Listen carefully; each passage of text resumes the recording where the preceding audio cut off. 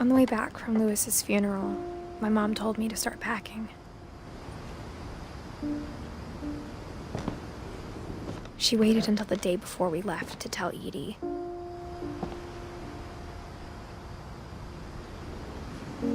I'm not sure if she wanted to make it easier or harder.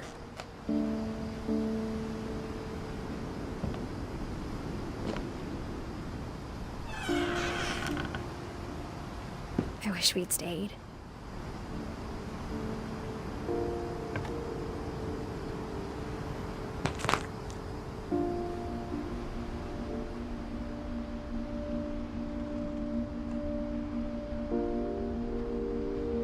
But I understand why we left.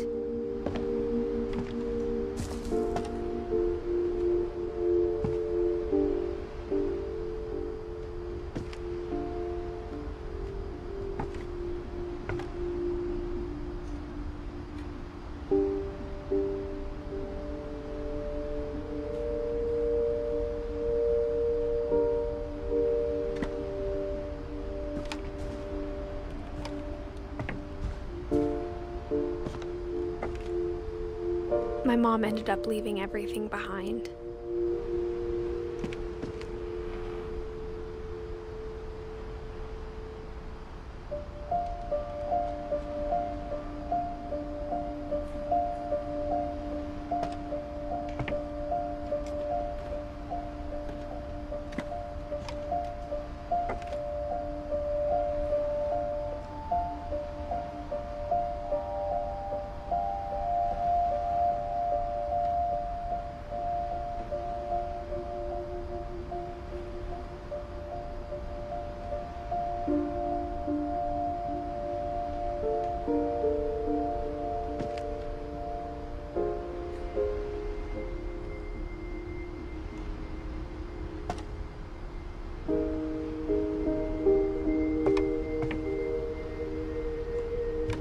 What happened that night had been coming for a long time.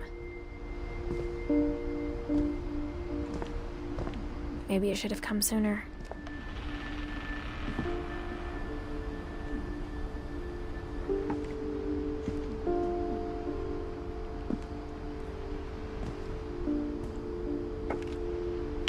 But it had to end one way or another.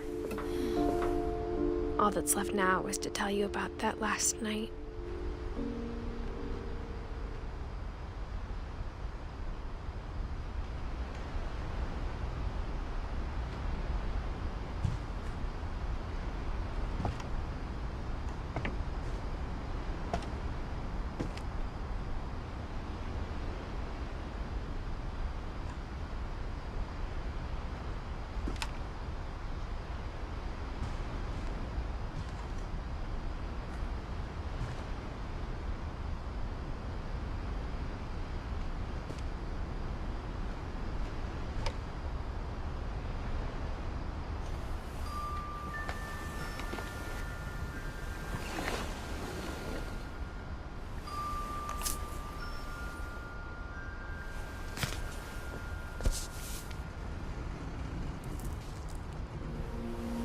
That whole last day, Edie just watched us pack and didn't say a word.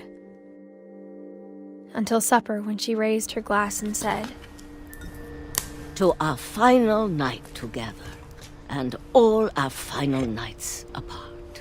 Grandma, you know what I said about alcohol. Some of your medications are very Edith, specific. I left a present for you in the hallway. Why don't you go open it? The grown-ups have to argue now. I'm sorry, you're right. We're all leaving tomorrow. Let's just enjoy our last... I'm not leaving. Edith, you're excused.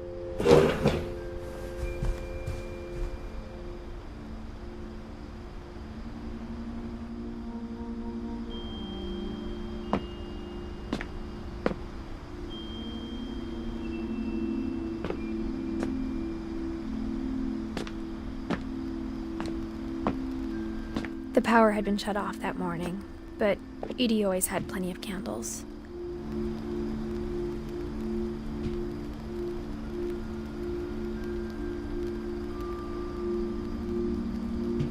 When my mom sealed the library, I don't think she knew about the other entrance.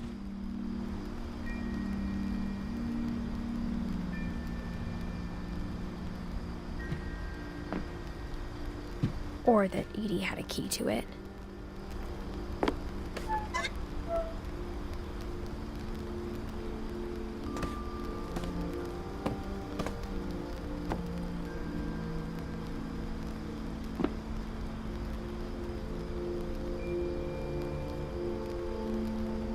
That thing you're afraid of isn't going to end when you leave the house.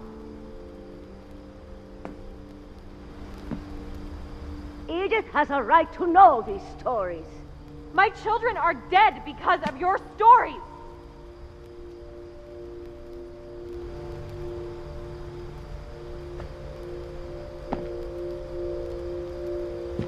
I think it's best if Edith and I leave tonight.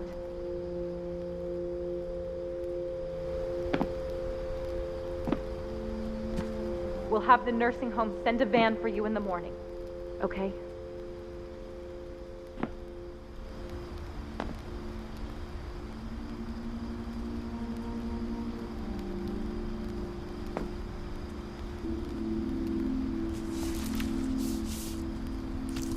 Dear Edith, there's so many stories I wish I could tell you, but there's only time for one.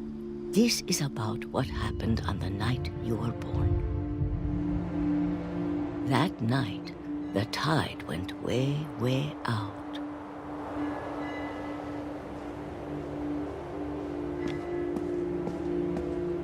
It was the first and last time I ever saw the old house aground. There'd been an earthquake out in the middle of the ocean.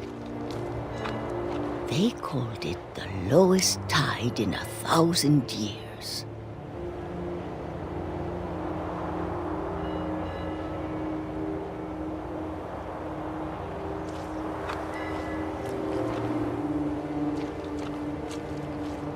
God, it smelled awful. You know, I've seen that house every day of my life.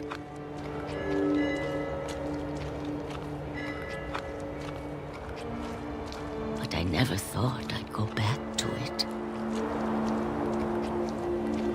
When the fog rolled in, I lost my way.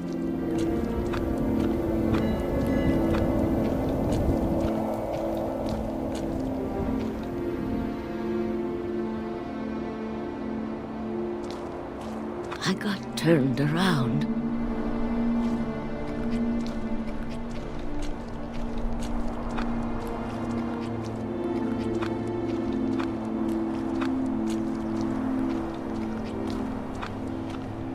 I started seeing things.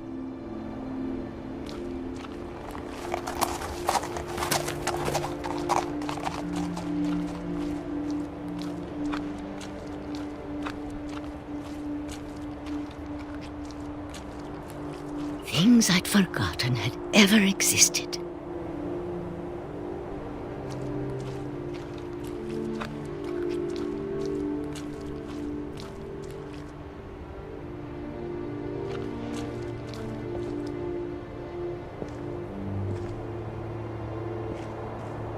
But when I saw them, they felt like old friends. That night, a lot of things came back to me.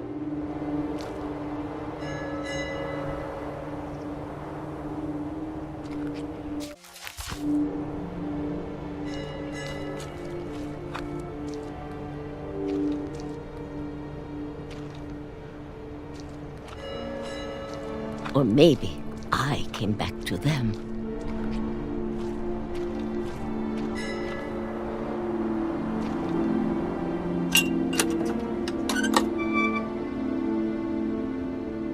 Things I can't explain, but that I need you to try and... Edith, what are you doing in here? It's mine! Edith! Mom, you're gonna rip it! Let go! I kicked and screamed, but Mom dragged me to the car.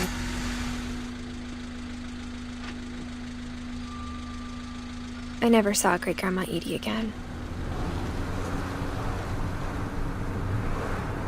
The next morning, the van came to pick her up, but she was already gone. After After that, we moved around a lot.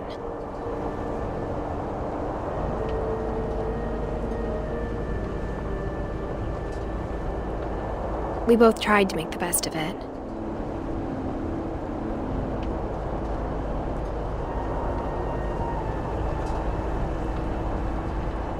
A few years went by.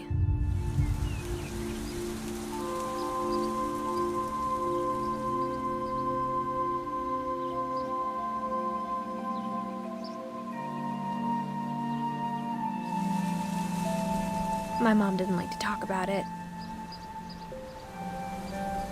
but she started getting sick a lot.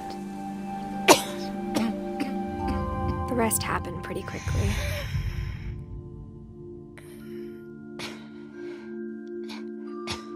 She got better for a while, and then she didn't.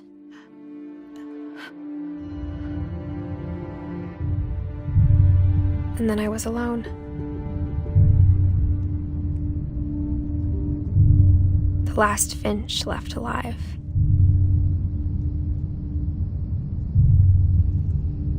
Until I found out about you. I'm still not sure what to tell you about all this. If we things. But as it is, I think the best we can do is try to open our eyes. And appreciate how strange and brief all of this is.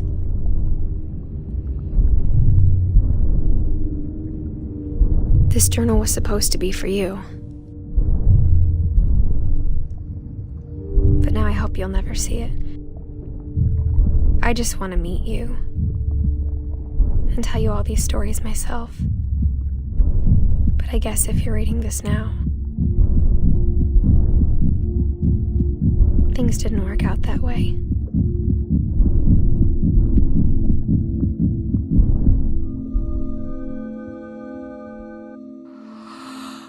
This is where your story begins. I'm sorry I won't be there to see it. It's a lot to ask, but I don't want you to be sad that I'm gone. I want you to be amazed that any of us ever had a chance to be here at all. Good luck.